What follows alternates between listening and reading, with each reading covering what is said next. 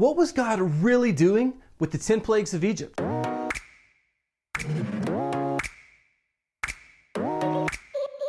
My guess is that most of you have heard of the 10 plagues of Egypt. Maybe it was church, maybe it was from the 10 Commandments movie by Cecil B. DeMille, or maybe the Prince of Egypt movie, or maybe the Mummy movie. You know what? There are a lot of references back to the 10 plagues of Egypt as found in the book of Exodus. That just goes to show you how fascinated we are with this set of miracle disasters that God brought upon the nation of Egypt. Now, we can be pretty tempted, especially if we first heard about the 10 plagues as kids, to believe that, yes, they were bad, but not all of them were crazy devastating. Like, some were just annoying, like frogs. I can think of a lot of worse things than an overabundance of frogs. Can't you? But what if I told you that these plagues were not just random punishments from God, like he's spinning a plague version of Will and Fortunate from Dude Perfect, but very specific punishments meant to hit specific places in the psyche of Egypt and deal targeted blows to the Egyptian pantheon. In this video, we will look at the first 3 plagues with 2 more videos to follow covering the rest. Now, before we get into the plagues themselves, we have to talk about those who God was speaking to through these plagues. God's audiences, if you will. Now remember, these are not happening in a vacuum. These are real people with real histories who are watching all of this unfold for God's intended purposes. I think there are at least 4 audiences. The first audience is the Pharaoh of Egypt. He's the one who is calling the shots in Egypt, or so he thinks, and he is holding the Israelites as slaves. He's the guy whom all the miracles are directed at specifically. Moses presents them in his court. Egyptian pharaohs saw themselves as god kings who were all powerful and worthy of worship. These plagues were aimed at his high view of himself and his cruel treatment of God's people. The second audience is the Egyptian people. Now, obviously, these plagues were very hard on the people that lived in Egypt.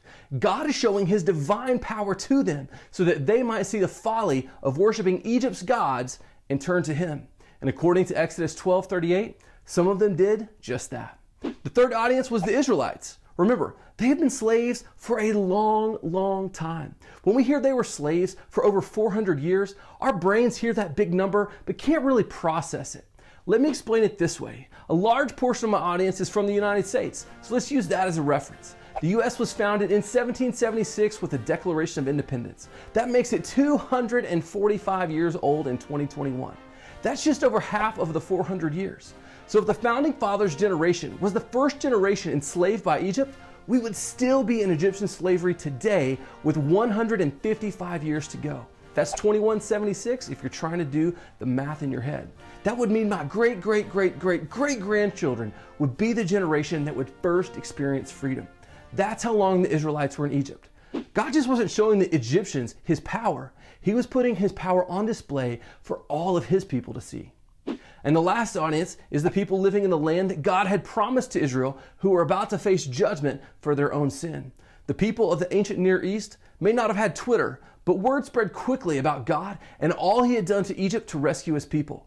Rahab mentioned this in her reason for helping the spies escape capture in Joshua chapter 2. With these 4 audiences in mind, here are the first 3 plagues. Number 1, the Nile River turns to blood. It cannot be overstated how important the Nile River is to the Egyptian economy. Not only is it a source of fresh water, it's the only thing that makes Egypt livable. It's in the Sahara Desert after all. Even to this day, approximately 92% of Egyptians live near this river. For these ancient Egyptians, there were 3 seasons of the year, all of which revolved around the Nile. The flooding season, when the river flooded and deposited nutrient-rich soil for farming. The growing season, when the flood receded and crops were planted. And the harvest season, when they harvested their crops and then waited for the flooding season to return. This cycle was thought to be at the will of the Egyptian gods, with Hapi being the spirit of the Nile, with Gnum being the guardian of the Nile, and the Nile being the very bloodstream of the god Osiris. Turning the Nile to blood not only proved these gods were empty to the Egyptians, it also temporarily cut off Egypt's fresh water supply and killed all the fish, leaving a putrid smell. If you've never smelled dead fish, it stinks. I just got back from the lake, trust me. God tells us why he did this. He says, I will show you that I am the Lord.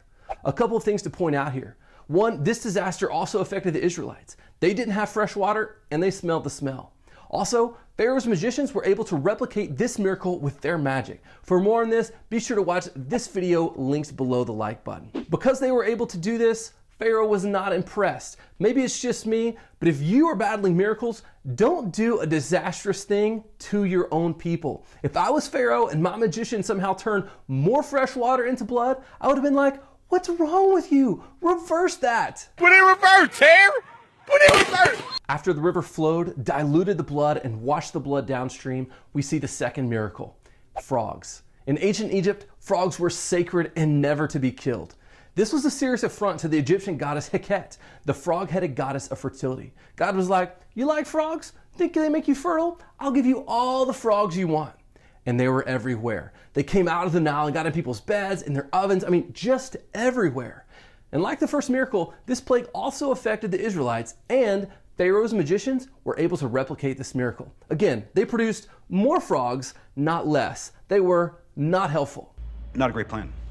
God, in the ultimate troll move, gets rid of the frogs, not by making them disappear, not by making them leave, but by killing them wherever they were. The sacred frog that was not to be killed became so annoying and then just died everywhere. Exodus records the aftermath. The Egyptians piled them into great heaps, and a terrible stench filled the land. So we're 2 for 2 on smelly plagues. Number 3, gnats.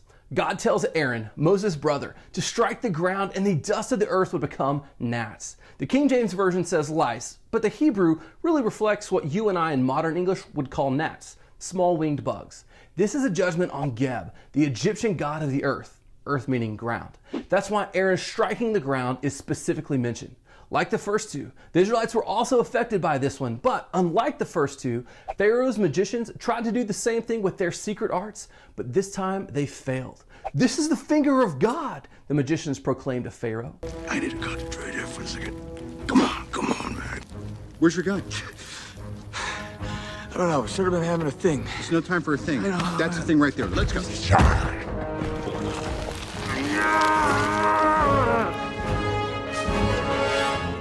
Dude, you're embarrassing me in front of the wizards. Adult gnats only live about a week, so they were only annoying for 7 days. Now, we'll be stopping here for this video. 1, because I don't like for these videos to get too long, and 2, because there are 3 groupings of disasters in the 10 plagues of Egypt. The first 3 that affect both the Egyptians and the Israelites, the next 7 that affect the Egyptians only, and the final disaster that requires an act of faith to avoid. Before we go, let me know in the comments below one thing that you learned in this video. It really helps me as I develop upcoming content for you. Also, be sure to hit the like button to let YouTube know, hey, you should promote this content, and you can promote it by sharing it on Facebook if you think someone in your friend network would find this interesting. Be sure to subscribe, hit the bell so you can be notified when the next video is ready, because you don't want to miss the plagues, do you?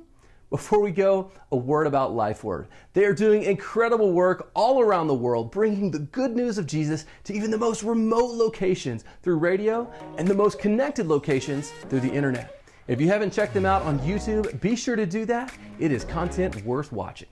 We'll see you next time. Grace and peace.